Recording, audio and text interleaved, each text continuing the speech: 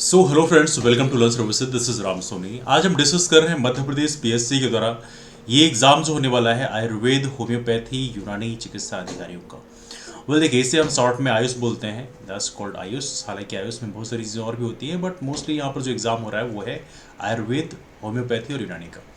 ये एग्ज़ाम होने वाला है आपका 25 सितंबर को। एडवांस में आप लोगों को ऑल द बेस्ट, अच्छे से तैयारी करेगा। दूसरी बात, एग्जाम के एडमिट कार्ड मिलेंगे 17 सितंबर से। 17 सितंबर से आयोग की वेबसाइट में आकर आप लोग अपना एडमिट कार्ड डाउनलोड कर सकते हैं ना। ये तो रहा एडमिट कार्ड के बारे में। दूसरी बात यहाँ पर आपको ध्यान रखनी है कुछ बेसिक चीज़ें, जैसे कि आपका जो एग्ज़ाम है इसका जो पैटर्न है, आई एम श्योर आप सभी को पता होगा। कुल मिला के 450 नंबर का पेपर है। इसमें 150 नंबर का होगा आपका जीएस का पार्ट, और इसके अलावा 300 नंबर का होगा आपका मेडिकल वाला पार्ट। यहाँ पर याद रखना कि इसमें निगेटिव मार्किंग प्रॉपर तरीके से 1/3 निगेटिव मार्किंग है, इसलिए आपको बहुत ही कॉशियस होकर अपने एग्जाम को अटेम्प्ट करना होगा, जिससे कि आप निगेटिव मार्किंग में बहुत सारे नंबर आपके ना जाएं। हालांकि थोड़ा गैस वर्किंग तो करनी ही पड़ती है एग्जाम में, लेकिन ये भी प्रयास करना है आपको कि थोड़ा सा केयरफुल रहना है ना। यहाँ पर प्रॉपर तरीके से एक सेक्शनल कट ऑफ भी दिया गया है कि 40% सेक्शनल कट ऑफ आपको क्लियर करना पड़ेगा। मतलब पार्ट ए में भी 40% आपका कम से कम होना चाहिए और पार्ट बी में भी 40% होना चाहिए। बीते कुछ दिनों में हमने देखा है कुछ कैंडिडेट्स ऐसे रहे हैं जिनका 40% सेक्शनल कट ऑफ क्लियर नहीं हुआ है। तो आपको ये ध्यान रखना है कि अपने एग्जाम की तैयारी इस हिसाब से करनी है कि आपका सेक्शनल कट ऑफ क्लियर हो जाए। बिकॉज कई सारे एग्जाम अभी बीच में हुए हैं जहां पर बहुत सारे कैंडिडेट्स ऐसे रहे हैं जहां पे सेक्शनल कट ऑफ क्लियर नहीं कर पा रहे हैं। Right now they are concern कि थोड़ा सा फोकस किया होता तो शायद यहाँ पर ऐसी कंडीशन क्रिएट नहीं होती। तो यहाँ पर आपको प्रयास करना है कि सेक्शनल कट ऑफ क्लियर करना है। हालांकि 40% सेक्शनल कट ऑफ जो है ये अनरिजर्व्ड और ईडब्ल्यूएस के लिए है। बाकी एससी एसटी ओबीसी की यदि हम बात करें तो यहाँ पर जो सेक्शनल कट ऑफ है वो कितना है, 30% है ना। तो यहाँ पे आपको प्रयास करना है कि इस हिसाब से पढ़ाई करिए कि सेक्शनल कट ऑफ आपको क्लियर हो जाए।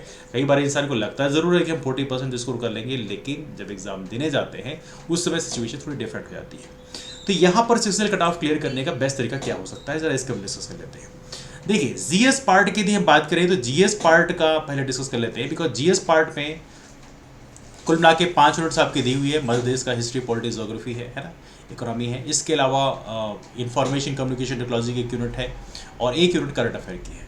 तो देखा जाए तो यहाँ पर प्रयास करें तकरीबन 20 के आसपास ऐसे टॉपिक्स आइडेंटिफाई कर लीजिए कि इन टॉपिक्स को आपको, ऐसे टॉपिक्स हैं जो आपको कंफ्यूज करते हैं लेकिन वहाँ से क्वेश्चन पूछ जाते हैं।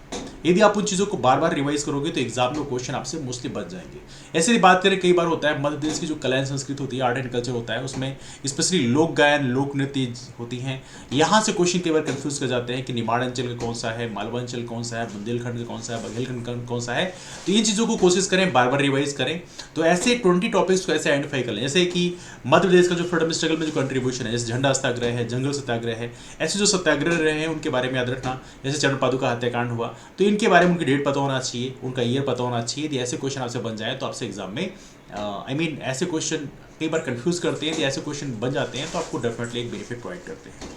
तो ऐसे करके करीबन 20 टॉपिक्स ऐसे हैं जिनको आइडेंटिफाई कर लेना और उसको प्रॉपर तरीके से रिवाइज करना। हालांकि इस वीडियो के साथ में यहाँ पर मैं पिन कर दूंगा आई बटन में, इसको आप क्लिक करेंगे तो यहाँ पर 15 टॉपिक्स जो इंपॉर्टेंट टॉपिक्स हैं उसको वहाँ पर वीडियो बनाया हुआ है, आप उसको देखिएगा। जो कि डेंटल सर्जन वालों को भी बेनिफिट दिया था, आपको भी बेनिफिट देगा, तो आप उसको जरूर देखना, you will get the benefit. लेकिन यहाँ पर याद रखना तकरीबन 20 टॉपिक्स को आइडेंटिफाई कर लेना, उसी टॉपिक्स को बार बार रिवाइज करना। बाकी चीज़ें तो जो आपने पढ़ी है वंडरफुल, लेकिन 20 टॉपिक्स ऐसे आइडेंटिफाई होने चाहिए जिसको बार बार आप रिवाइज करके अपने पोर्शन को मजबूत कर लें। वहाँ से क्वेश्चन आते हैं तो आपसे बन जाते हैं, तो ये चीज़ थोड़ी ध्यान रखनी है। इवनली आपका जो मेडिकल पार्ट है, मेडिकल पार्ट में भी इस चीज़ को आप ध्यान रखें, तकरीबन वहाँ भी 20 से 25 टॉपिक्स को आइडेंटिफाई कर लें।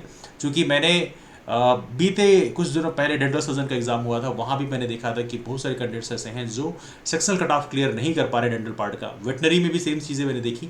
तो आपकी चीज़ ध्यान रखनी है कि यहाँ पर सेक्शनल कट ऑफ क्लियर करने के लिए 20 से 25 टॉपिक को आइडेंटिफाई कर लीजिए जो हाई पोटेंशियल टॉपिक्स हैं। I am sure you already know about that. तो प्रीवियस क्वेश्चन को देखकर या जो आपके पीजी के जो एग्जाम्स होते हैं उससे क्वेश्चन पेपर को लेवल को देखकर या सिलेबस को देखकर कुछ आइडेंटिफाई कर लीजिए 20 से 25 टॉपिक्स को और उसको बार बार रिवाइज करिए। ये आपके सिलेक्शन की पॉसिबिलिटी को बहुत ज़्यादा बढ़ा देगा, है ना। तो ये प्रयास करना है आपको। यदि आपके पास फर्दर कोई डाउट्स हैं तो आप कमेंट में पूछ सकते हैं। इसके अलावा हमारा राम सोनी भी पीएससी नाम का टेलीग्राम ग्रुप है, उसे भी आप ज्वाइन कर सकते हैं। वहाँ पर हमारे क्लासेस की इन्फॉर्मेशन शेयर की आती है, तो उसके माध्यम से आप हमसे जुड़ सकते हैं। और यदि कोई डाउट्स है तो नीचे कमेंट करके भी आप पूछ सकते हैं। तो चलिए मुलाकात करते हैं आप लोग फिर, तब तक के लिए bye, take care, have a wonderful day, keep moving forward and take care. That's all, wish all the best, thank you.